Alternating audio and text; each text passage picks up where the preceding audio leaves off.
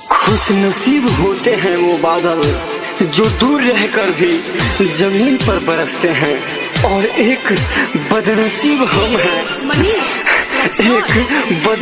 हम हैं जो एक ही दुनिया में रहकर भी मिलने को तरसते हैं।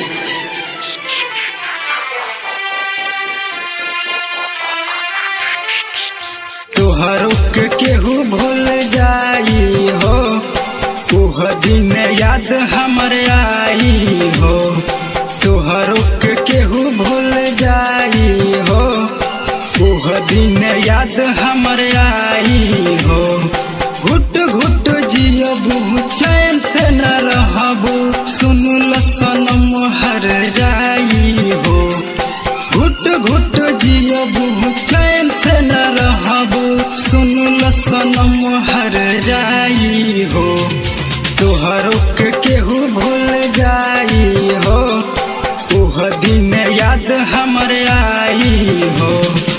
इश्क वाले आंखों की बात समझ लेते हैं, सपनों में मिल जाए तो मुलाकात समझ लेते हैं। रोता तो आसमां भी है प्यार के लिए, रोता तो आसमां भी है प्यार के लिए, पर लोग उसे बरसात समझ लेते हैं।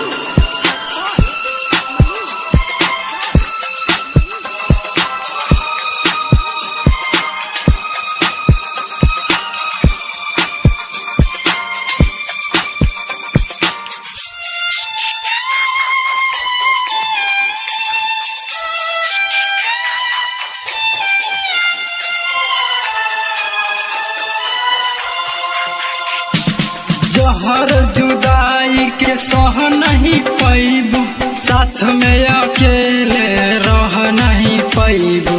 जहर जुदाई के सह नहीं पैबू, साथ में अकेले रह नहीं पैबू। मिले नहीं गम के दवाई हो, ओह दिन याद हमरे आई हो।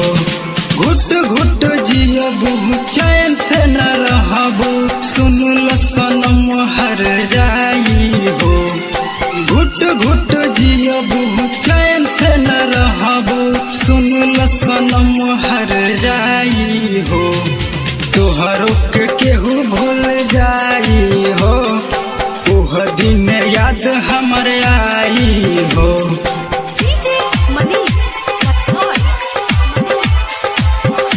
संजीवनी रिकॉर्डिंग स्टूडियो भोरे।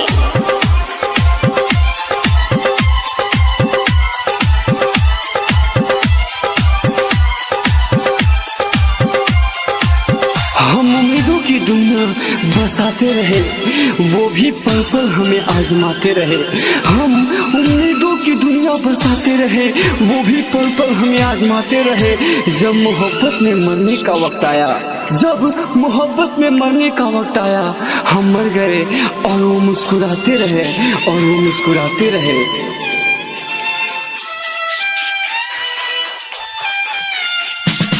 पंकज प्रेमी कहे प्यार नहीं करी हा, बेवफा बाजार में न कौनो पमारी हा।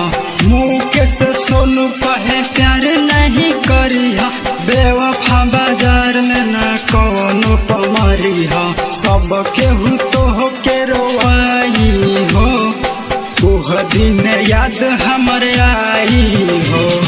घुट घुट जियबू चैन से न रहबू, सुन सनम हर जाई हो।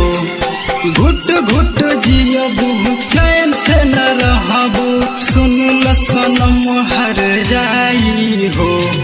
तोहरो के केहू भूल जाई हो, ओह दिन याद हमरे आई हो।